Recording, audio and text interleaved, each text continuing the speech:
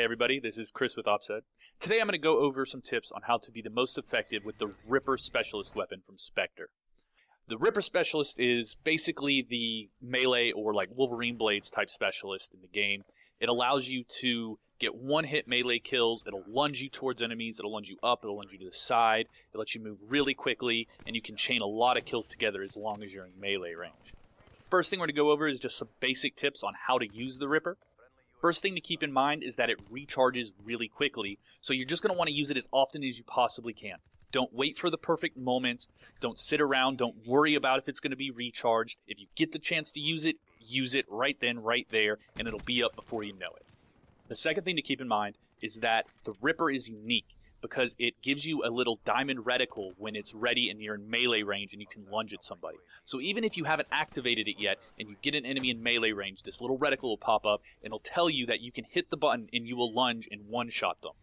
The other thing though is don't wait for that. You don't have to do that. It's not a big deal to prime it early, to get it out, to maybe even spam it a couple of times without hitting anybody to make sure it's ready and you do get that kill.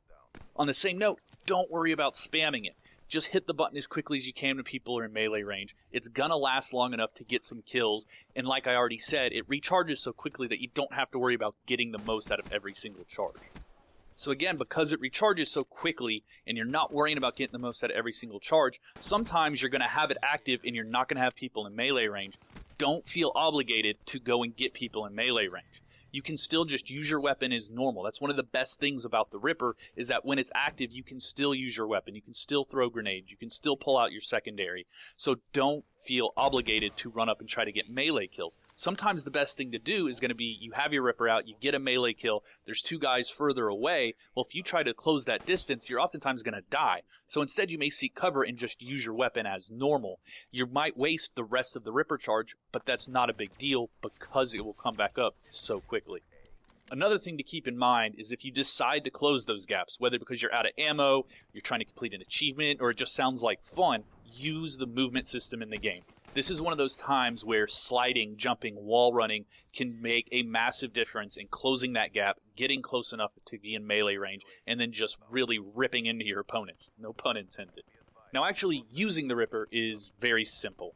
You just look at your opponent, you wait for that little reticle to pop up, you hit the button, and it'll lunge at them and kill them.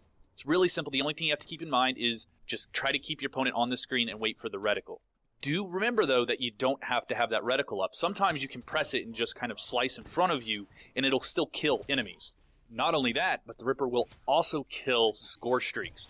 If you didn't know, you can get behind a sentry gun or a Cerberus or a Guardian. You can use that Ripper and you can take down those ground score streaks really, really quickly. It'll also just, incidentally, it'll charge at a GI unit. So if there's a GI unit on the field and you have your Ripper available, if you can get close enough to it, you can take it down nearly instantly. Now, the last thing you're going to want to consider is what type of class do you want to use the Ripper with? The Ripper is going to be good with any class. It's good in every situation, so there's no time you don't want to be using it. But it's going to be best when the Ripper is offsetting a weakness of your existing class.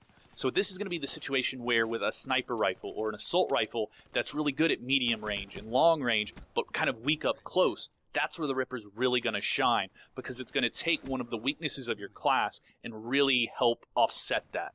So in like a submachine gun class, you're already so good at close range, the Ripper's not going to be that much of a benefit because oftentimes you'd be winning those close quarters engagements to begin with.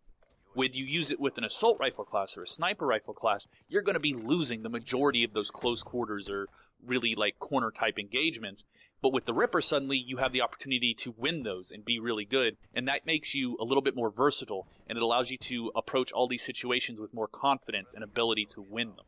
So just to recap, use the Ripper as often as you possibly can. Take advantage of that really fast recharge rate. Don't be afraid to spam it. Don't be afraid to swing at the air because you're going to get kills that way. It's going to help you stay alive and it will recharge quickly. On the same note, don't feel obligated to use it just because you activated it. If you have a better chance of getting a kill using your gun, go ahead and use your gun. There's no reason to not just let it fade on its own and then recharge it really quickly. Also, if you are trying to use it and close those gaps, take advantage of the movement. Take advantage of the sliding, the wall running, the jumping. That will really help you stay alive so that you can get up close and use your Ripper. And then lastly, when making a class for a Ripper, try to use it in a class that's going to be weak in melee range, where it's going to offset some of those weaknesses, instead of a class that's already really good close range, because then you're not going to get nearly as much of a benefit out of it. Thank you very much. This has been Chris with OpsHead, and we'll see you next time.